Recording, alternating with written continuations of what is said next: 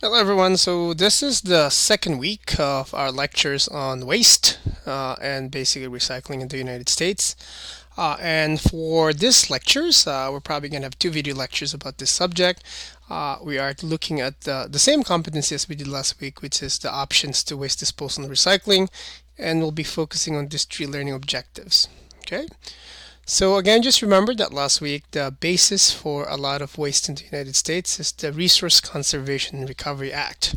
Okay, so we're gonna look first at one of the options in how we deal with waste, which is called eco-mimicry, okay, or biomimicry. So what are the principles of bio, or oftentimes called eco-mimicry? Well, biomimicry, the reason why it's called bio is because it is principles that we actually lift from other living systems and other living organisms in the world. So we look at how did we get the idea that we can fly? Well, we look at birds. Okay, how do we know that we can float on water? There's actually potential for us to travel on water before the airplane. Well, we look at ducks or any other creatures that can actually float on water. So there are already biological reasons why we do some of the things that we do.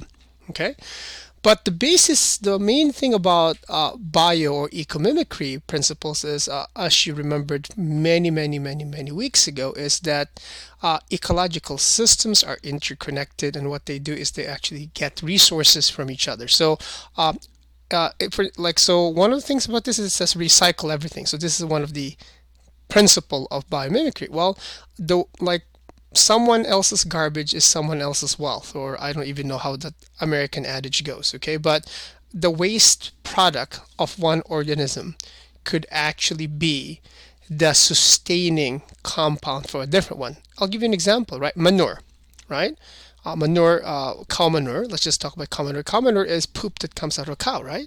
Well, that's garbage, obviously, for a cow and for us. But for plants, manure has such great, like in this case, nutrients in it. So plants, that's food for plants. So again, the waste in one organism is obviously like in this case, a nutrient for another. Okay. The other thing is diversity. One of the things about diversity is you have to, again, I already talked about diversity before again, and it's basically being on a team that has many players. And we know for a fact that if you have 11 players on a football field, let's say for example, let's say for some reason or another you end up with 9 players in the field, well, you're playing with less people on the field, which basically gives you, in this case, a high disadvantage. So this is again something about diversity. Local expertise, right? First of all, I'll give you a very quite interesting example here. There are bugs. There's actually beetles in Wisconsin, actually in cold weathers, that actually survive the high freezing temperatures outside, and they actually come back in the springtime. Well, we should look at how they deal with the cold weather and basically, like in this case, copy it. So that's actually what mimicry is. Okay, copying. The other thing is a lot of biological system. What they do is they make sure that there's no excesses. So unluckily in biomimicry, the way that they curb excesses is obviously death, right? If in this case, again, if there's not enough resources for a specific species, the species die off. And when the species die off, obviously the food source then comes back, and then there's this whole cycle again. This is again like positive feedback before that we've mentioned before. And again, limits. What ecological system knows is there are limits to growth. Okay, that you cannot pack, you know, 500 billion living systems, okay, living organisms in a space of the size of California, okay, or just the size of Wisconsin, right? You just can't do everything. So that's one of the a few biomimicry principles, okay. There are three ways of biomimicking, or again biological copying. Form, what does it look like? How does it work? Processes, okay, right? So how is it made? Again, obviously, and then how does it fit in the whole system, right? Again, just a very like easy that you probably heard when you were young is you don't fit a square peg in a round hole, right? So how does it fit? So we need to always be thinking about that, right?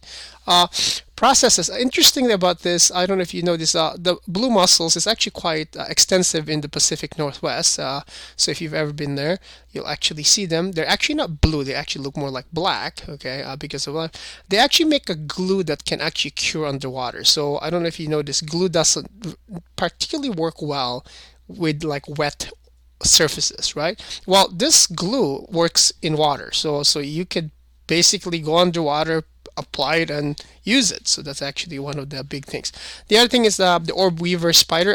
The You've probably seen orb spiders. They're like in this case. The reason why it's called orb weaver is because there's actually a circular pattern in the center portion of the actual spider web, and it's quite strong, right? It's around like, I think it actually has a tensile strength, in this case comparable to steel. Okay, actually better than steel sometimes. Okay, so that's that. Again, there are a few examples of biomimicry in your much more extensive PowerPoint slides for this week. But one of the interesting things is Velcro. Velcro was inspired because of a inventor walking his dog, okay, in basically in a field, and then he came back and he saw that there were burrs or stick ties or whatever you call them stuck on his dog. It was, I think, I don't know if it was a lab or a golden retriever, who knows, but there were a lot of, like in this case, burrs that was actually stuck, and obviously from there he actually then designed Velcro. Okay, so again, we have already, and again, airplane, air travel, obviously, boat travel, all of that stuff. So we've already done a lot of biomimicking uh, all over in our lives. Okay, so that's that. So switching to a different one, I'm gonna talk very quickly, and maybe not very quickly, quite extensively about this industrial ecosystem. And what an industrial ecosystem is just a series of industries connected together by exchanging resources, whether that's in the form of energy, okay? So in this case, we're talking primarily about heat, okay? Whether that's in the form of steam or just regular heat, or in this case, substances or matter in this case. So they're exchanging matter or energy. So in this case, gypsum is obviously matter, sludge is matter, ashes is matter, sulfur is matter, okay? FY gypsum is a calcium substance that's actually primarily found in drywall as well as plasterboard, okay? So the way this works is, again, this is basically taking advantage of, I'm just going to go back here, recycles everything, all right? Diversity, cooperation, right? So in this case, so that's actually what we're trying to do in this ecosystem in Kallenberg, Denmark. So everything revolves around, if you look at it, the center of this ecosystem is actually an electric power plant. And this is actually a fossil fuel based electric power station. Now, I don't know if you know this, coal or any natural gas and stuff like that, you actually create heat, right? So you create heat, and a lot of that heat can be used to actually, obviously Denmark is quite cold, and what happens is some of the excess heat can actually be used to, in this case, to actually keep fish warm during the winter times.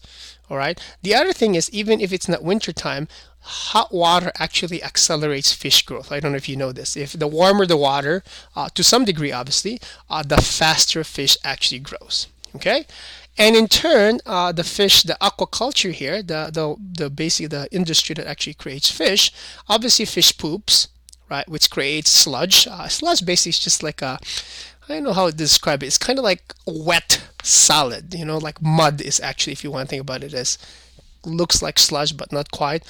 Sludge is basically just a byproduct of any processes, okay? So obviously you're going to have fish poop, right, sludge, and obviously that fish poop can actually go to the local farmers, and what they can do with that is they can actually fertilize their fields with that, okay?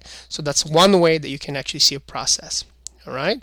At this point, as you can see, there's no errors coming from local farmers, so that's called the end point. Okay, so this is the end part of the cycle, and so it doesn't actually return anything back. Obviously, plants would be good, right? Here's another thing here. Now, fish obviously eats food, right? What could possibly happen here, and which was probably not shown here, is you could actually have local farmers, condensing the whatever substances they make and maybe feeding the fish. So that's one way. Right?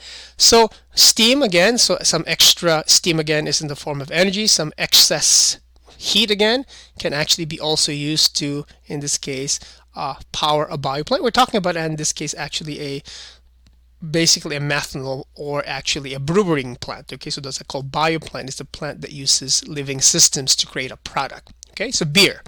Creating beer is actually, again, a bioplant, if you want to think about it this way. So obviously in a beer, in a brewery, you can actually create yeast, right? Because yeast is what you need to make beer. And obviously you also have fermentation sludge, which again can be used to like fertilize fields, so on and so forth. But the yeast can be used to feed pigs, right? And again, pig farmers, obviously you can actually have pig poop. Maybe you can actually cycle that back again into the local farmers.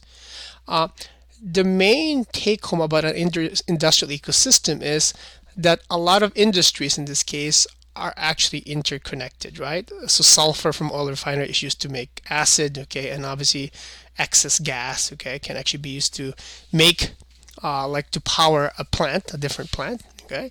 But so in this case, what you do is you couple, like in this case, a standalone industries with other industries. And what you do is the waste, again, the key here, waste products, products that are not required by an industry, whether that's in the form of energy, which is primarily heat, or in this case matter like sludge, or in this case gypsum, could be used by a different industry up the chain in this case. And you can actually imagine quite well that this could actually be performed in basically all over the world, even in our communities, right? Think about like a few industries, Johnsonville sausage, right? So Johnsonville sausage uses a lot of like in this case animal products to make sausages, right? Well, where does the stuff come from? Well, they come from pig farmers, or they come from cows. Obviously, makes sense. Well, obviously Johnsonville will also create. Obviously, they don't use all of that material, right? So that obviously there's going to be waste. What could you do with the waste? Well, you can probably like use the waste to feed a fish culture, right? Okay. So as you can see, you can be creative and think about applying this into multiple industries as well. But the key here is you cannot think about industries as standalone industries. You have to connect them together. Another thing is, think about it, right? Waste heat. What happens is you could actually hypothetically use the waste heat, as you can see, to power homes, right? Makes sense? And obviously, when you, again, because there's always a loss of energy, you could actually have that loss of energy, which is again heat, return back to all kinds of other industries in the actual ecosystem. Okay, so that's actually what an industrial ecosystem is: connectiveness, okay, and exchange of materials, whether that's in matter or energy. Okay, and now we're going to be switching gear here. We're going to be talking about hazardous waste regulation in the United States. This is again governed by two regulatory acts.